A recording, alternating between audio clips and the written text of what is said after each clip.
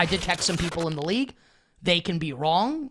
There can be a hashtag mystery team that no one's aware of. Just that, I asked a couple people who are really plugged in, and they all said the only team that they could see Kirk Cousins getting traded to, and the trade deadline, by the way, 3 weeks from today, on Halloween, October 31st.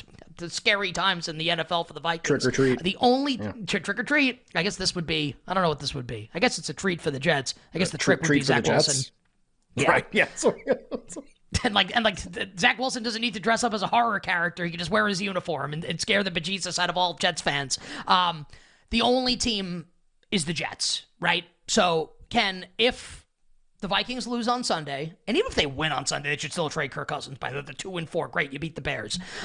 If we see this happen, are you looking to get ahead of this in any way with Jets futures? Is there anything that you're looking to do here if the dots are, in fact, actually connected come Halloween, and Kirk Cousins becomes the new starting quarterback of the Jets?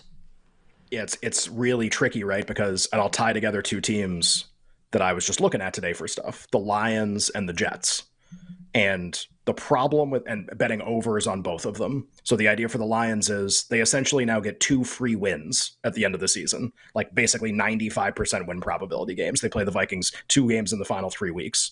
And, right now those games might be like, hey, you're at Minnesota. That might be you by 4.5 or 4. I mean, God, the Chiefs were only 3.5, and that was with Jefferson playing. He might be back by then. And you trade Cousins. Now it's like, okay, cool. That's like 10.5. And then you go to Detroit and that's like 17. And, those are really likely wins. Because the problem is I think they're going to get trucked this weekend. I think it's a really tough spot. Right. They would lose that game if Cousins is the quarterback also, by the way. Yeah. I think they can make the playoffs even if Zach Wilson's the quarterback. Or how about this? It's possible. Probably unlikely, though. The win total's 5.5.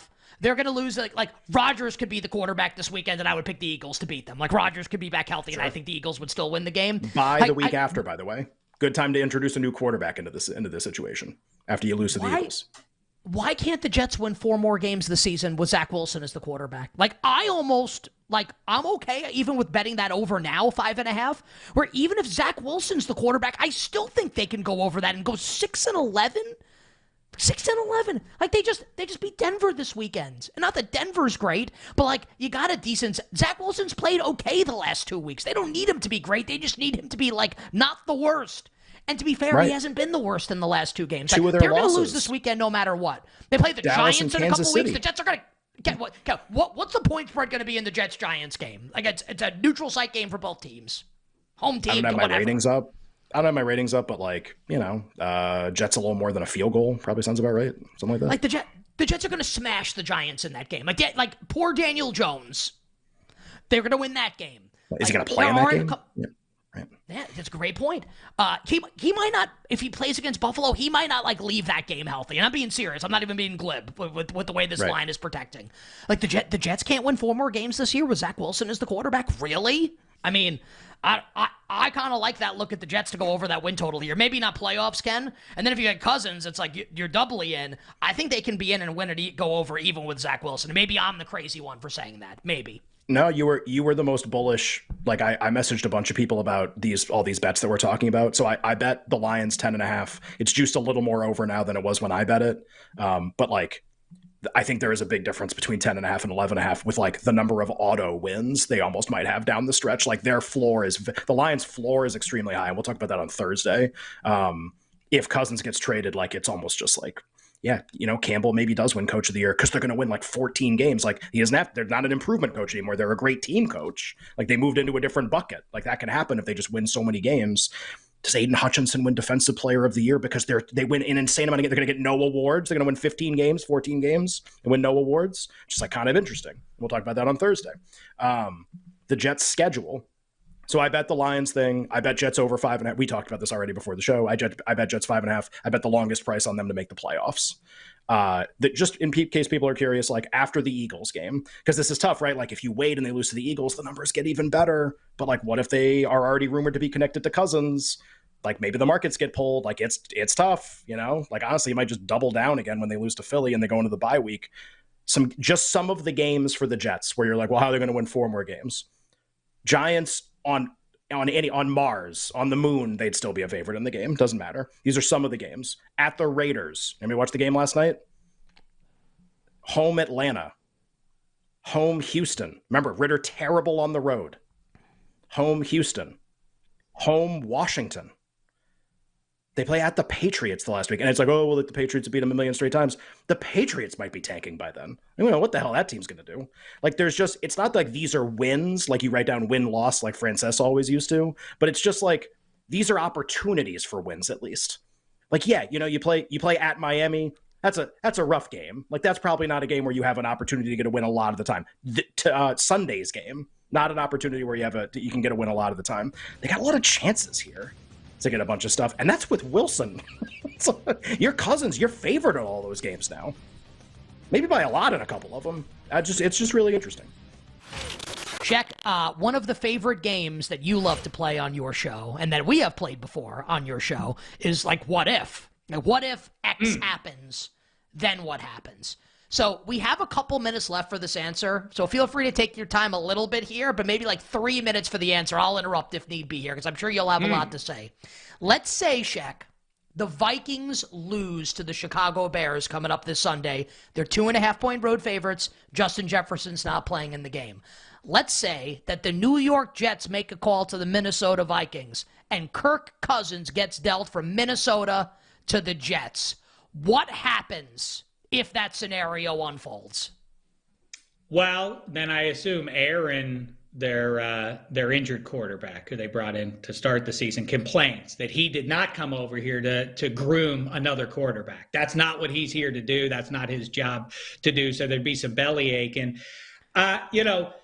to the point that I just made about the AFC alignment, yeah, you better do that. If the Jets, the savvy part of the savvy decision that Rodgers made in the offseason was looking at that Jets roster and, like the rest of us, identifying that's a team that can make a deep run with a halfway decent quarterback. And the Jets still have that roster, as we've seen now, getting it together a little bit, even with Zach Wilson. Of course, Kirk could get them to the playoffs because they're 2-3. That is obviously within striking distance of a wild card, if not more, in the AFC because of that how many 3-2, 2-3 teams there are right now. Absolutely, they have to do that. What's funnier, though, is if the Jets do just completely fall apart and they wind up with a top 3 pick and they end up drafting, and they would have to, I would think, Caleb Williams or Drake May. How funny is that going to be if Aaron Rodgers is sitting there and now the Jets turn to him after he leaves Green Bay because he didn't want to groom Jordan Love? Like, hey, A-Rod, will you groom Caleb for us? Then he has to leave there as well. Now, that would be a funny conclusion. Here's the other funny what if for you that's been burning in my brain lately. I just mentioned it a couple minutes ago. What if the Browns would have done the right thing and just kept Baker Mayfield? And is there any chance that Andrew Berry, if he had one wish with a genie out of a bottle right now, would be to undo signing Deshaun Watson and just sticking with Bake? Right? Well, I think the wish would maybe be like Jimmy Haslam gets like sent to Siberia. I think would probably be the wish, and then Deshaun Watson wouldn't be on the team, right? Yeah. I guess that it could have. I love, by the way, the revisionist history here that like Baker Mayfield, like why does it have to be like, okay, you could say like Watson wasn't the right move, keeping Baker was. What are you talking about? Yes, of course, it was the right move to keep Baker Mayfield through his rookie deal. Obviously, they should have made that move. Yeah, you're right. He was great last year in Carolina. He was awesome. Yeah, he's great. Yeah, well, he's on with the Super Bowl winning quarterback Baker Mayfield. He's great. Either they would have kept him or they would have drafted somebody else. Either would have been a better move than giving up $240 million guaranteed to that weirdo. What are you talking about? I'll say this. Say what you want about Deshaun Watson. He's definitely a weirdo. We've already detailed on the show like how good teaser legs are against him. Because literally, even when he loses most of the games that he plays, but even in the games that he wins, almost all of them are by one possession. So, like, and why is that? And if you watched the game last night, you know why that is. Like, instead of being aggressive, we take the field goal opportunity, like, at every possible turn. Even when it makes absolutely no sense in the context of the game, call a super conservative game, like to maintain the lead that you have. That could happen in this game too. So I don't want to bet the Patriots at these numbers. Like, I need this to get out a little bit. Like 3.5, 110 is the starting point where I'd think about betting New England, but like, let's get more than that. Like, it's McDaniels in these kind of situations. Like, it doesn't even matter who the other team is. Like, he'll keep the game close enough that every team has a chance. Like the Packers played one of the worst games you could possibly imagine and like absolutely had a chance to win despite that. Like the Patriots can't be in the same situation. Of course they can. So my number in the game is like between 2.5 and 3, but it's less important than the situation of McDaniels being favored by more than a field goal, which we might get. I like the total in the game even more. And my concern is that these have been so good that at some point they won't be good. Just like unders with these two teams and with the Patriots especially. We bet the under with the Patriots against the Saints. Thought the Jets would be a really low scoring game. Just like I did all my hashtag totals work today, and it's just like the first number has to be a 3 when they play. Okay, Colorado is currently the favorite. You said it's funny because you said two things in this interview, right? I like Dallas in the Cup, and also Colorado can be like a 115-point team this year. These things seem a little mutually exclusive, but maybe winning the President's Trophy doesn't mean you're going to win the Stanley Cup. Okay, like conference finals, deep playoff runs, teams. Okay, Dallas. If it's not Dallas, who is it? Just kind of give us a primer here on what we might think come playoff time.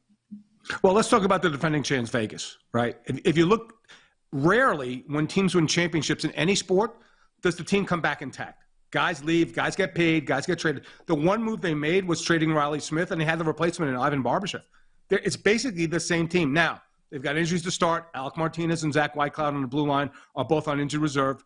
But if I'm Kelly McCrimmon and George McPhee, I'm looking at the rest of the teams who really didn't do much in the offseason, guys, because of the salary cap. That's still a really big cross to bear for a lot of these teams that are up against the cap.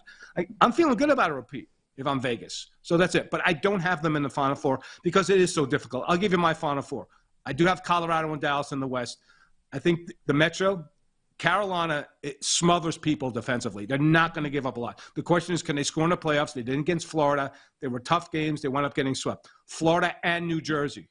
Not the Rangers, the team across the river. New Jersey's ready, guys. If they get any kind of goaltending in the playoffs, they're going to be it's going to be a dangerous deep run. They added Tyler. How many teams added a 35-goal scorer in Tyler Toffoli? That is a deep, dangerous team with 2 quality centers, 2 first overall picks in Jack Hughes and Nico Hischier. So my Final Four right now in the moment would be Carolina, New Jersey, Colorado, and Dallas at this point. So who plays for the Cup final? Who hoists Lord Stanley's Cup? I've got Carolina over Dallas. Although I picked Carolina last year and they broke my heart in the conference final. But again, Nick, they're so good defensively. If you look at like how many high danger chances they give up in the season, they are always number 1. So they're not going to give up a lot. And they can find a way. And again, remember, Andrei Svechnikov, one of the best goal scorers, was hurt and missed the playoffs. If he's healthy and they can maybe add one more player, maybe a Patrick Kane at the deadline, this is going to be, regardless, is going to go deep. I think they have enough to get over and finally capture their second Stanley Cup there in Raleigh.